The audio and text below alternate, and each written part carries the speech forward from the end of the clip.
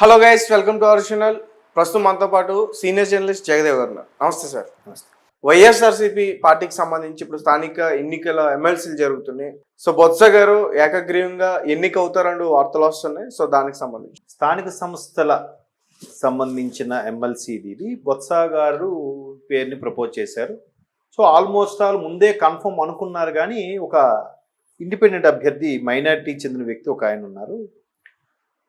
But ఆయన వైపు వ్యతిరేకత ఉన్న వాళ్ళందరూ ఓటేస్తారేమో అనుకున్నారు. అంటే మొన్న రీసెంట్గా 6 కార్పొరేటర్లు ఎవరైతే పవన్ కళ్యాణ్ సమక్షంలో జనసేన కండువా కప్పుకున్నారో, సో అట్లాంటి వాళ్ళు వైసీపీలో ఉన్న కక్కలేక మెంగలేక క్రాస్ ఓటింగ్ జరిగిపోతుంది, బొత్స గారు ఓడిపోతారేమో అనుకున్నారు. బట్ మధ్యాహ్నంకి మాత్రం బొత్స గారు ఆల్మోస్ట్ ఆల్ కన్ఫర్మ్ అయిపోయింది. ఆ వ్యక్తిని కూడా డ్రాప్ అయిపోమని కానీ లేదంటే వీళ్ళు పార్టీలోకి తీసుకున్న ప్రయత్నం కానీ చేసే అవకాశాలు ఉన్నాయి అని అనుకుంటున్నారు. అయితే ఇక్కడ బాబు గారు తీసుకున్న నిర్ణయం మీద రకరకాల అనుమానాలు వ్యక్తమవుతున్నాయి. ఒకటి, కూటమి తరపున ఎవరు నిలబడట్లేదని బాబు గారే స్టేట్మెంట్ ఇచ్చారు.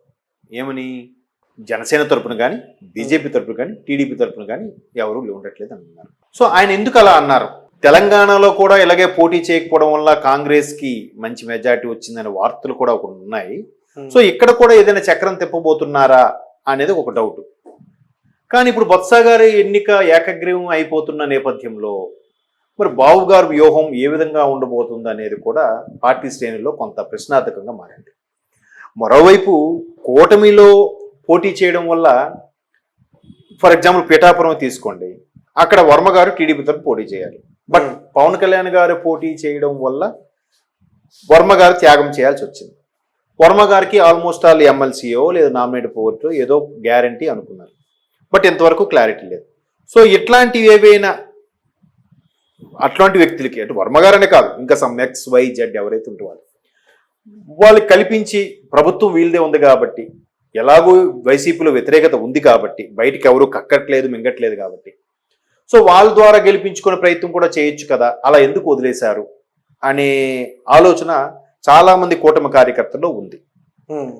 మరోవైపు వీళ్ళు గెలవడం వల్ల చూసారా, మాకు 40% ఓటింగ్ ఉంది, ఇప్పుడు ఎమ్మెల్సీలు కూడా మా వైసీపీ వాళ్ళే గెలిచారు, బొత్స గారే మా అభ్యర్థి, ఇలాగ ఇన్ని రకాలుగా మాట్లాడుకుంటున్న నేపథ్యంలో వైసీపీలకు మరొక ఛాన్స్ ఇచ్చినట్టే అయిందిగా కూటమి.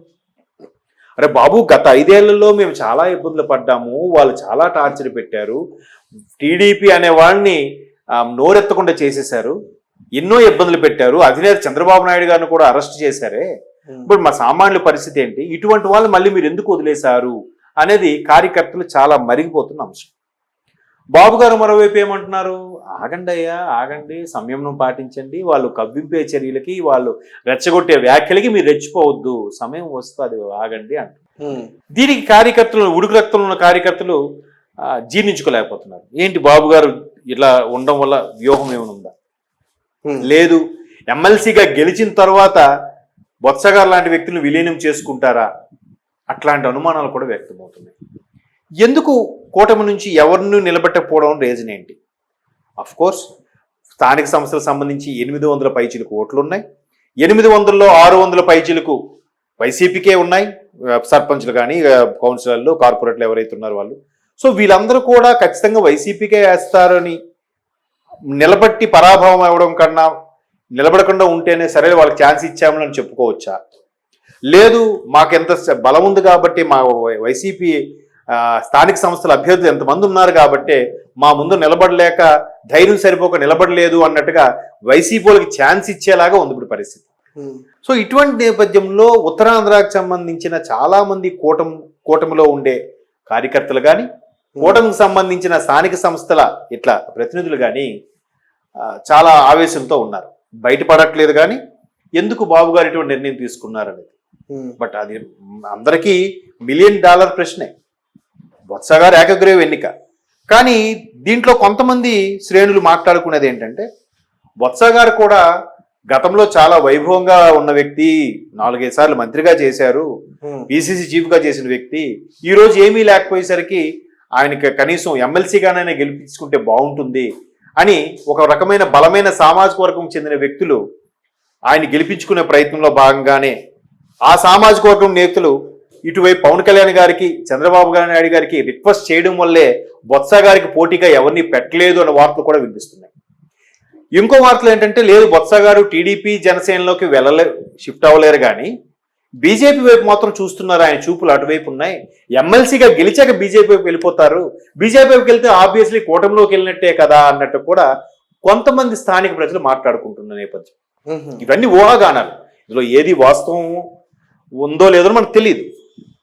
బొత్స గారు మాత్రం టీడీపీ జనసేన కంటే వెళ్ళడం కష్టం కాబట్టి బీజేపీ వైపు చూపులు చూస్తున్నారు అన్నట్టు కూడా ఉన్నాయి. మేబీ ఇది కూడా కూటమి ఎత్తుగడల్లో భాగం కూడా అయ్యుండొచ్చుగా. రాజకీయాల్లో ఏదైనా సాధ్యమే కదా. ఇదే బొత్స గారు కాంగ్రెస్లో పీసీసీ చీఫ్గా ఉన్నప్పుడు, అప్పుడు రవాణా మంత్రిగా ఉన్నప్పుడు, రాజశేఖర రెడ్డి గారు చనిపోయాక కిరణ్ కుమార్ రెడ్డి గారి ప్రభుత్వంలో ఈయన మంత్రిగా ఉన్నప్పుడు జగన్మోహన్ రెడ్డి గారిని అత్యంత ఎక్కువగా బురదజల్లే ప్రయత్నం చేసింది బొత్స గారే. బట్ అదే బొత్స గారు వైసీపీలోకి మళ్ళీ చేరి వైసీపీలో మిగతా చాలా మంది మంత్రులు 2.5 సంవత్సరాలు చేస్తే ఈయన పూర్తిగా 5 ఏళ్ళు మంత్రిగానే ఉన్నారుగా. అవునా? 2.5 సంవత్సరాలు లేదు, 5 ఏళ్ళు మంత్రిగానే ఉన్నారు. అంటే మిగతా మంత్రులు తప్పించారు. కొంతమందికి చెప్పారు ఆయన ముందే జగన్మోహన్ రెడ్డి గారు 2.5 ఏళ్ళు మిగతా మార్చే అవకాశం అని. కొంతమందికి మార్చలేదు. బట్ ఈయనకి పెద్దిరెడ్డి గారు అనుకుంటా, పెద్దిరెడ్డి గారు ఒకరికి, ఒక 2-3 శాఖలు మార్చారేమో కానీ మంత్రి పదవి మాత్రం అలాగే ఉంది. సో అంతగా దుయ్యబట్టిన బొత్స గారికి కూడా జగన్మోహన్ రెడ్డి గారు హక్కును చేర్చుకొని ఆయనకి మంత్రి పదవి కూడా కేటాయించారు. సో రాజకీయాల్లో ఏదైనా సాధ్యమే. శత్రుత్వం ఉండదు, మిత్రుత్వం ఉండదు. ఇవాళ కత్తులు నూరుకునే వాళ్ళు రేపు బాహాబాహి అని కూడా భుజాల మీద చేతులు వేసుకొని తిరిగే పరిస్థితి కూడా ఉండొచ్చు. బట్ అటువంటి బొత్స ఖచ్చితంగా పార్టీ మారరు అని వైసీపీ శ్రేణులు నమ్ముతున్నాయి. బట్ కాపు సామాజిక వర్గం చెందిన బలమైన నేతగా, ఉత్తరాంధ్రకు చెందిన బలమైన నాయకుడిగా ఉన్న వ్యక్తి బొత్సని మనం కూడా కలుపుకోవాలి. కమ్మ కాపు ఇప్పుడు ఏదైతే కూటమిలో సయోధ్యగా వెళ్తుందో బొత్స లాంటి వాళ్ళు ఆడైతే మనకి ఇంకా బలం చేకూరుతుందనే ఆలోచనలో వీళ్ళే ఈ విధంగా సర్లే కూటమిని ఉంచి అభ్యర్థిని ఎవరిని పెట్టకూడదు అనే ఆలోచన చేశారేమో. బలం అంటే ఏ రకంగా సార్? అంటే ఆయనకి ప్రజాదరణ అంత ఉందా? అంటే ప్రజాదరణ ఉంది, ఇలా సామాజిక వర్గంలో ప్రజాదరణ ఉంది. తర్వాత అంటే ఆయన కుటుంబ సభ్యుల వరకే ఎక్కువగా ప్రయారిటీ ఇస్తాడు, కుటుంబ సభ్యులకి ఎక్కువగా పదవులను తెప్పించుకున్నాడు తప్ప సామాజిక వర్గానికి పట్టించుకోలేదనే విమర్శ కూడా ఉంది ఆయన మీద. బట్ ఎంతో కొంత బలమే ఆ సామాజిక వర్గం వాళ్ళు ఎక్కువ ఉన్నారు కాబట్టి ఉపయోగంగా ఉంటుంది అని ఆలోచనతో కూటమి నేతలు స్పెషల్గా బాబు గారు ఈ విధమైన వ్యూహరచన చేశారేమో.